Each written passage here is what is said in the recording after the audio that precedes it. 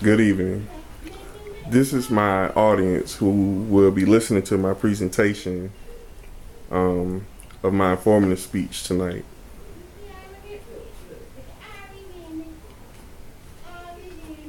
And that is my audience.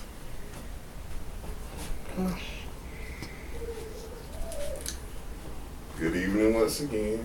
This is my informative speech on how correctional officers provide the wonderful opportunity to promote what God values. Two values in particular I want to talk about is God's love for other people and how we're supposed to show mercy to one another. We will be using during this speech the following scripture. John, the 15th chapter and the 12th verse. Romans, the 12th chapter and the 10th verse. Then when we discuss mercy, we'll go into Ephesians, the 4th chapter and the 32nd verse. And then we'll conclude with Matthew, the 5th chapter and the 7th verse. The Denver Post reported that Pete Hoppin, a 22-year veteran with the Colorado Department of Corrections, he stated the following quote: "Men who have few good role models are more likely to mend their ways if they are first treated with dignity and respect." In a sense, this quote means that in order for COs to gain the respect of these inmates, we must first show it, and this is particularly important if we are Christians. We have a spiritual obligation to show love and to show mercy to these people because they are incarcerated. A lot of them haven't had the opportunity to, be shown love or to be granted mercy, so their circumstances cause them to be incarcerated. So we have to show love and mercy to these people. I'm going to continue to discuss how COs can be positive role models and how they can help provide that spiritual foundation and that influence that COs have with the offenders. A lot of time we have the most contact with the offenders, so we have the most opportunities to provide the spiritual influence and the spiritual foundation that these guys need. And of course, y'all already know I am a correctional officer, and I have been in law enforcement and corrections for 12 years, so I have plenty of experience, plenty of episodes or instances where I've had contact with these inmates. And yes, I have. I prayed with the inmates. I've counseled them. If they needed prayer or they needed a word of encouragement, yes, I have done it. The policy a lot of times say we're not supposed to, but we do it anyway because, God doesn't want us to be ashamed of helping people. All right. I'm going to go into a couple of stats, just some statistic information about a correction officer. Then I'm going to use the scripture as I've given you in the beginning of the speech, how COs can show God's love for others. And then I'm going to give you some additional scripture on how COs can exhibit God's mercy. Here are some general stats I wanted to kind of, bring to you guys' attention about a correction officer.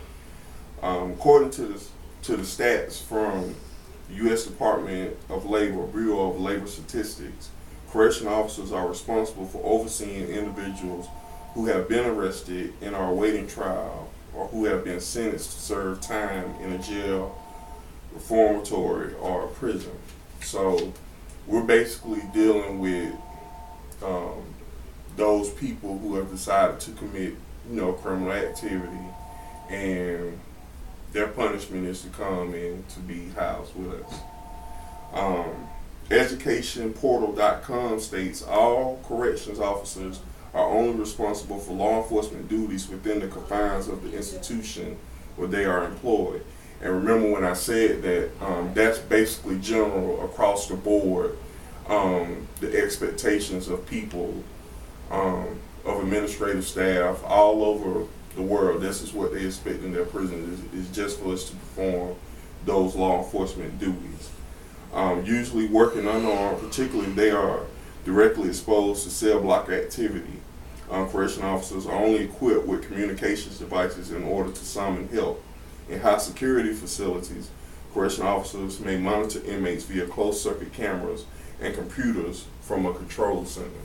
So it's basically us and them. And like I said, we have contact with them all the time, even when they fight or get into whatever dispute that they get into, we're right there with them. Couple more stats. The U.S. Department of Labor Bureau of Labor Statistics report that about 493,000 people are employed in this profession. Again, you got 93,000 of us, and you have almost 2 million of them. So we're easily outnumbered. Now we're going to take a look into how correction officers can promote God's value of our love for others. Jesus gave us the commandment to love one another. Correction officers are to ensure the safety of the inmate, but they are not exempt from this commandment. Jesus wants us to do it. If we're Christians all the time. We're not part-time. In the verse I would like to share with you concerning that is John 15:12. This is my commandment, that ye love one another as I have loved you. COs must show brotherly love and kindness to others, including inmates. Romans 12:10 states, be kindly affectionate one to another with brotherly love, in honor preferring one another. So that brings me to my final point. COs must show mercy to those who need it. We must have a heart that forgives. A lot of these guys have been in unfortunate situations. So we must show that love. We must show that kindness. We must show that mercy. Not let them run us over, but just help them if they need help. Ephesians, the 4th chapter and the 32nd verse says, and be ye kind one to another, tenderhearted, forgiving one another, even as God, for Christ's sake, have forgiven you. And to kind of add on to that, you're blessed when you show mercy to God's people, even to those who are incarcerated, poor, whatever their circumstances may be. You're blessed. And when Jesus was giving his sermon upon the mount, he said in Matthew, the 5th chapter and the 7th verse, blessed are the merciful, for they shall obtain mercy. So in conclusion, I've just explained the job duties of a correction officer and how we can advance God's values of loving one another and showing mercy.